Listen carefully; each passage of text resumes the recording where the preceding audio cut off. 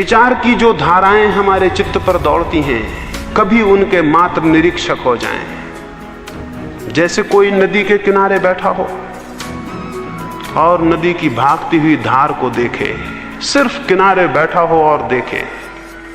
या जैसे कोई जंगल में बैठा हो, पक्षियों की उड़ती हुई कतार को देखे, सिर्फ बैठा हो और देखे। या कोई वर्षा के आकाश को देखे और बादलों की दौड़ती हुई भागती पंक्तियों को देखे। वैसे ही अपने मन के आकाश में विचार के दौड़ते हुए मेघों को, विचार के उड़ते हुए पक्षियों को, विचार की बहती हुई नदी को चुपचाप तट पर खड़े होकर देखना है। जैसे हम किनारे पर बैठे हैं और विचार को देख रहे हैं। विचार को उन्मुक्त छोड़ दें, विचार को बहने दें और भागने दें और दौड़ने दें, और आप चुप बैठ के देखें।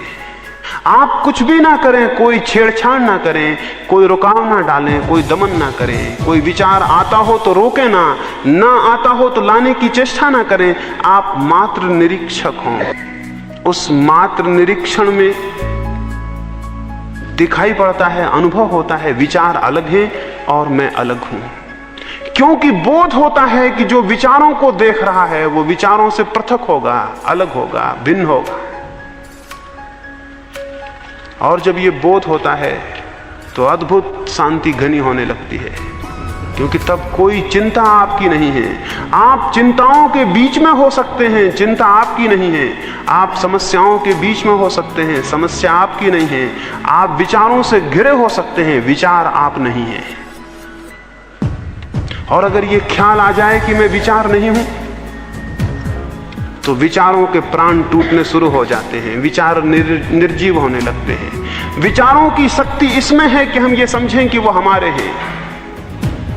जब आप किसी से विवाद करने पर उतर जाते हैं तो आप कहते हैं मेरा विचार। कोई विचार आपका नहीं है, सब विचार अन्य हैं और भिन्न हैं, आपसे अलग हैं। उनका निरीक्षण एक कहानी कहूं समझ में आए। बुद्ध के पास ऐसा हुआ था, एक राजकुमार दीक्षित हुआ था। पहले दिन ही वो भिक्षा मांगने गया था। उसने जिस द्वार पर बुद्ध ने भेजा था भिक्षा मांगी, उसे भिक्षा मिली। उसने भोजन किया, भोजन करके वापस लौटा, लेकिन उसने बुद्ध को जाके कहा क्षमा करें, वहां मैं दोबारा नहीं जा सकूंगा। बुद्ध ने कहा क्या हुआ? उसने कहा कि यह हुआ कि जब मैं गया, 2 मील का फासला था, रास्ते में मुझे वो भोजन स्मरण आए जो मुझे प्रीति करे। और जब मैं उस द्वार पर गया तो उस श्राविका ने वे ही भोजन बनाए थे। मैं हैरान हुआ, मैंने सोचा संयोग है। लेकिन फिर यह हुआ कि जब मैं भोजन करने बैठा तो मेरे मन में यह ख्याल आया कि रोज अपने घर था, भोजन के बाद 2 क्षण विश्राम करता था। आज कौन विश्राम करने को कहेगा? और जब मैं ये सोचता था तभी उस श्राविका ने कहा भंते, अगर भोजन के बाद 2 क्षण रुकेंगे और विश्राम करेंगे तो अनुग्रह होगा, तो कृपा होगी, तो मेरा घर पवित्र होगा।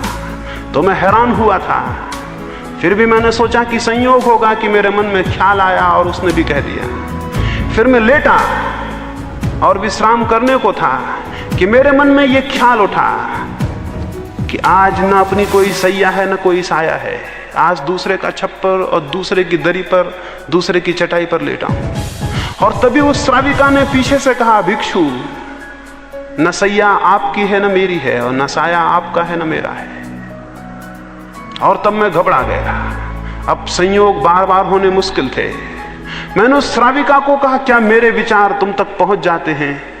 क्या मेरे भीतर चलने वाली विचारधाराएं तुम्हें परिचित हो जाती हैं? उस श्राविका ने कहा ध्यान को निरंतर करते करते अपने विचार शून्य हो गए हैं और अब दूसरों के विचार भी दिखाई पड़ते हैं। तब मैं घबरा गया और मैं भागा हुआ आया हूं और मैं क्षमा चाहता हूं, कल मैं वहां नहीं जा सकूंगा। बुद्ध ने कहा क्यों? उसने कहा कि इसलिए कि कैसे कहूं, क्षमा कर दें और ना कहें वहां जाने को। लेकिन बुद्ध ने आग्रह किया और उस भिक्षु को बताना पड़ा। उस भिक्षु ने कहा उस सुंदर युवती को देखकर मेरे मन में विकार भी उठे थे, वे भी पढ़ लिए गए होंगे।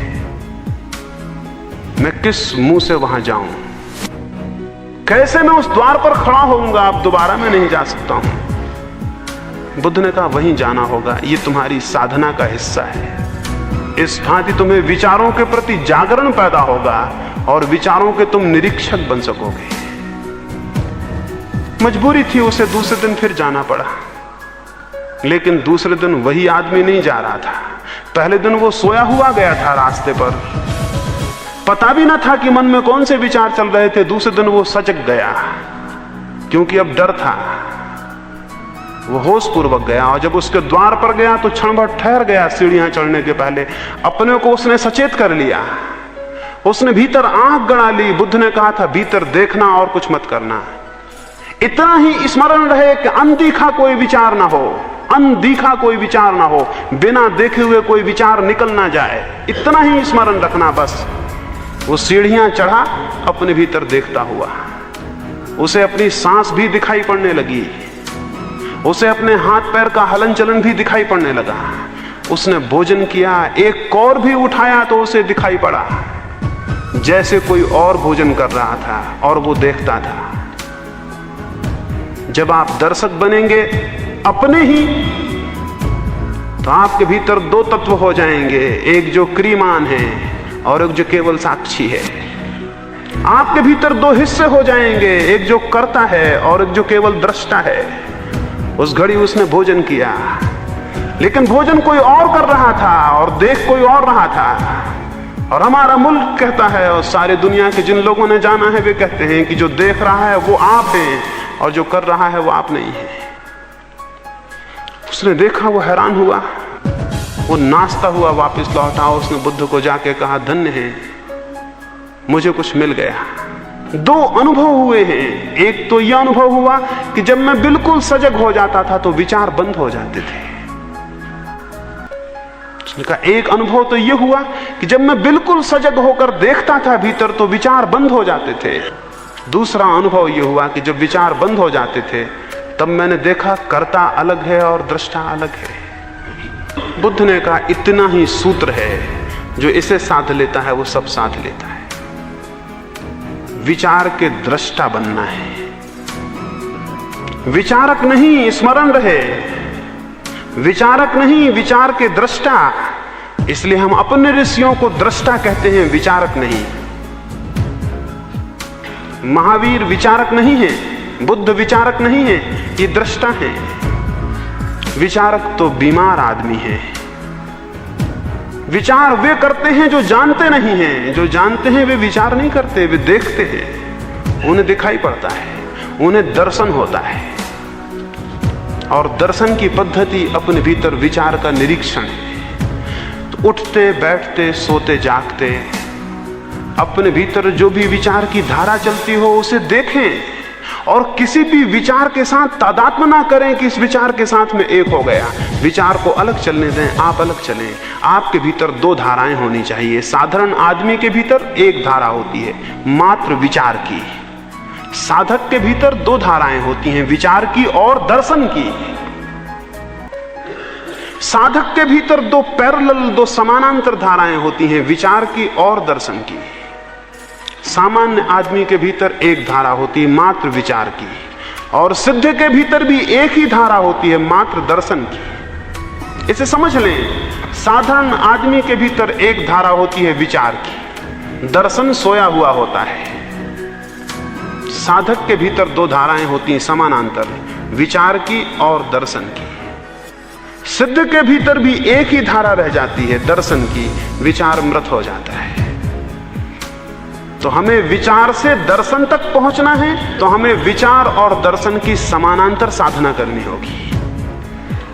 अगर विचार से दर्शन तक पहुंचना है तो हमें विचार की और दर्शन की समानांतर साधना करनी होगी। उसको मैं सम्यक निरीक्षण कह रहा हूं, उसको सम्यक स्मृति कह रहा हूं, उसको महावीर ने विवेक कहा है। विचार और विवेक, जो विचार को भी देखता है वो विवेक है। विचारक मिल जाने तो बहुत आसान है, जिनका विवेक जागृत हो वैसे लोग बहुत कठिन हैं।